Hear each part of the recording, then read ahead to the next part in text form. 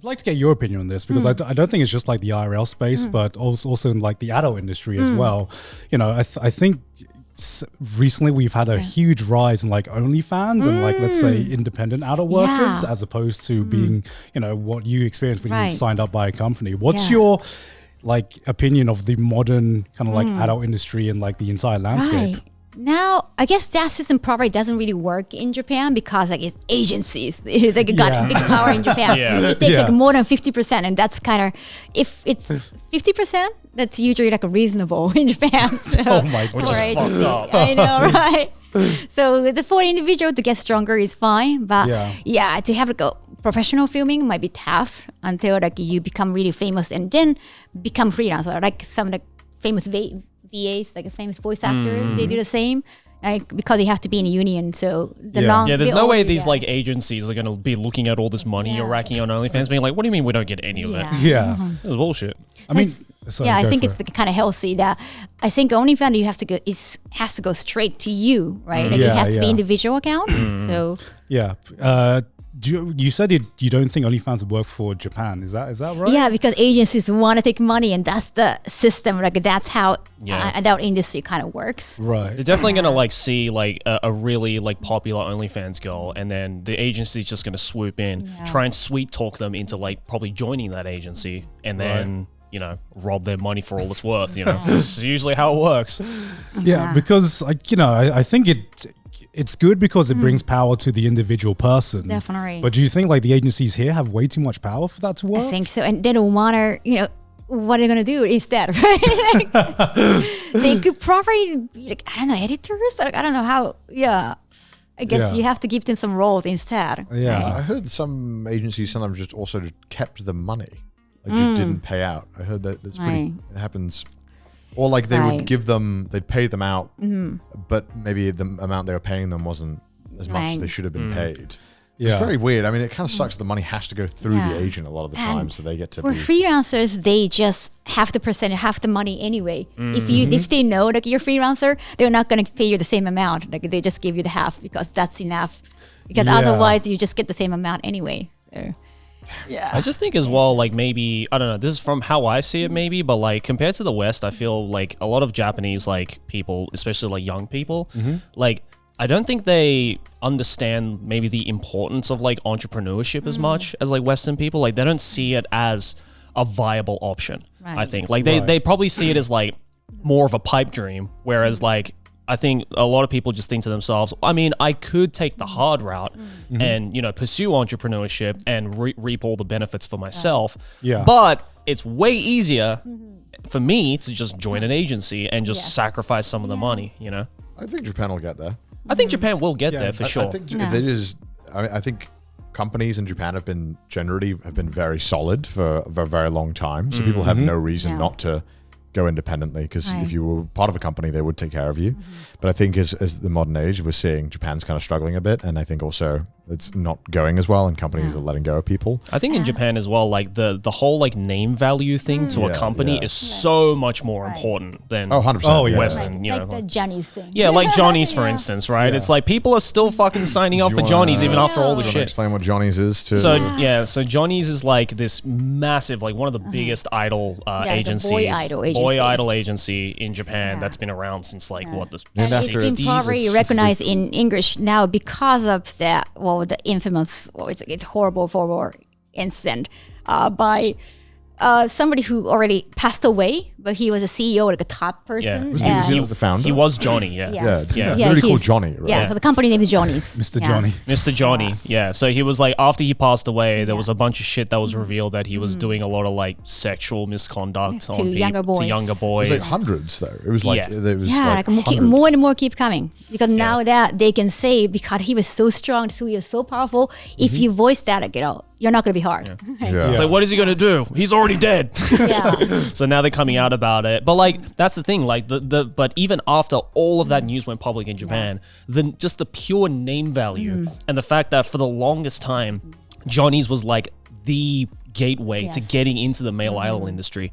People are still like joining Johnny's to hopefully become a male idol just because they're like, well, this is the thing I need to do. Their PR was such a nightmare. They changed the name to Smile Up. Yeah. Smile up. How can you smile right now? Yeah, I can't imagine you just have all of this horrible shit happen. You're like, guys, we should name it to Smile Up.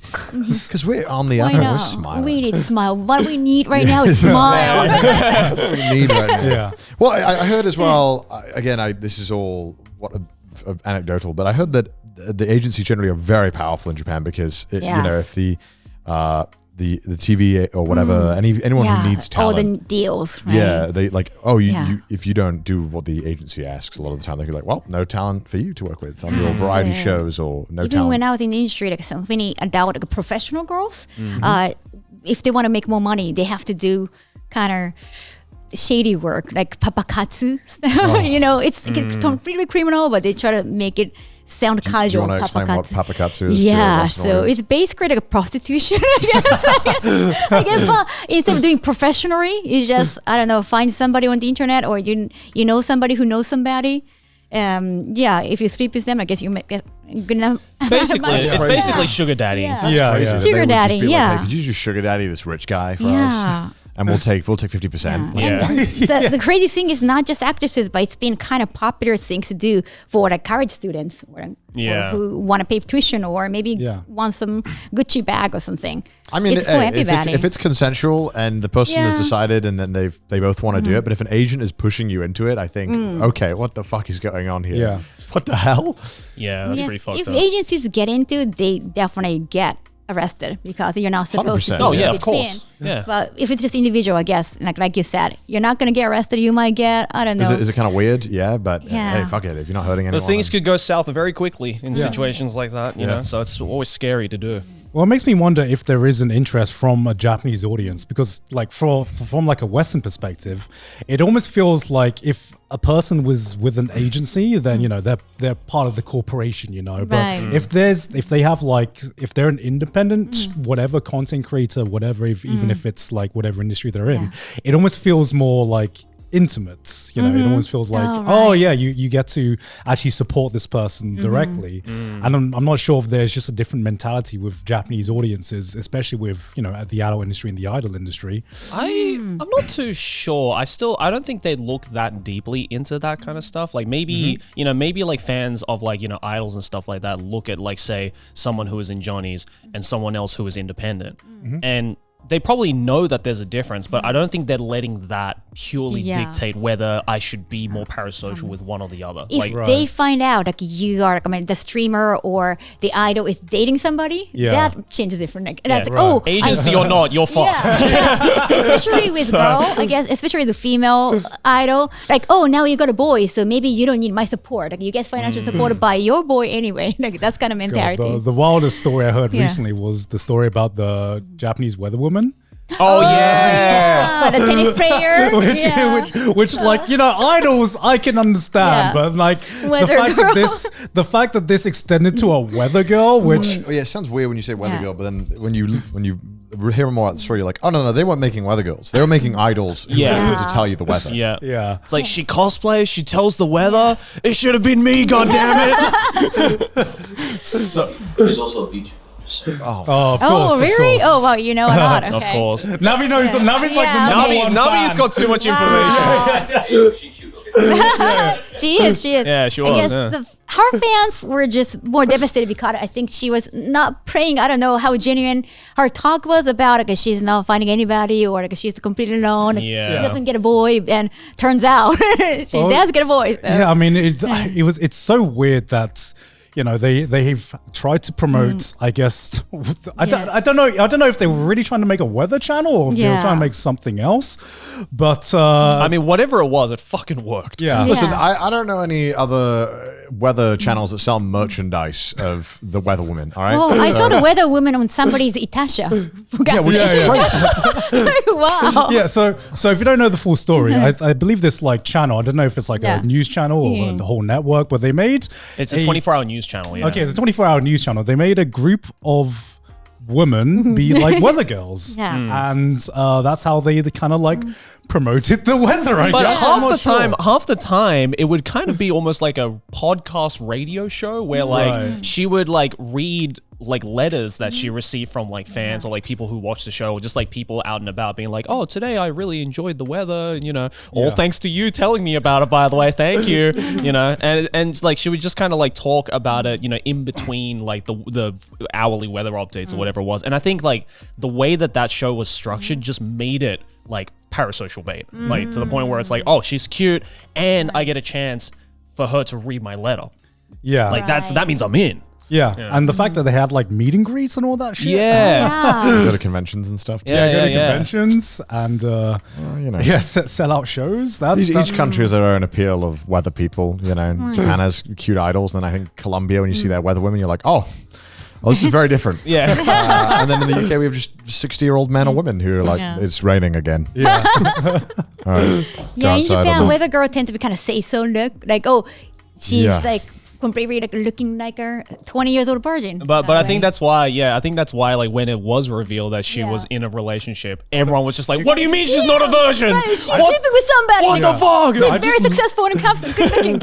I just love the entire arc of how like fans found out. So I believe the entire arc was she was taking some time off work, and people would thought, oh, why is she so why is she taking this much time off work? Because in Japan, people don't take time off work. Yeah. And so they thought she must have been going on a holiday or something like that. But she was, I guess, like she was seen on television in England.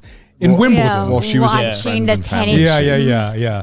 She was in the seats that are normally reserved for family or friends of the players. Yeah. And there was one Japanese player there, and she was in the friends and family seats of Wimbledon, and everyone's just like, no. Maybe she's a friend of a friend who knows the good person. Maybe she's related to the tennis player. I don't know. What sealed the deal was her mum was there with her. Yeah. It's like, no. Why would her mum be there for that? No. Makes sense, but imagine being the fan who just happened to fucking tune into that Wimbledon match, like not expecting anything, just be like, you know what, I just want to support my boy, you know, let's go Japan. Pans over and just you get your heart broken. It's like, what the fuck? I wasn't expecting this today. I'll never watch another weather forecast again.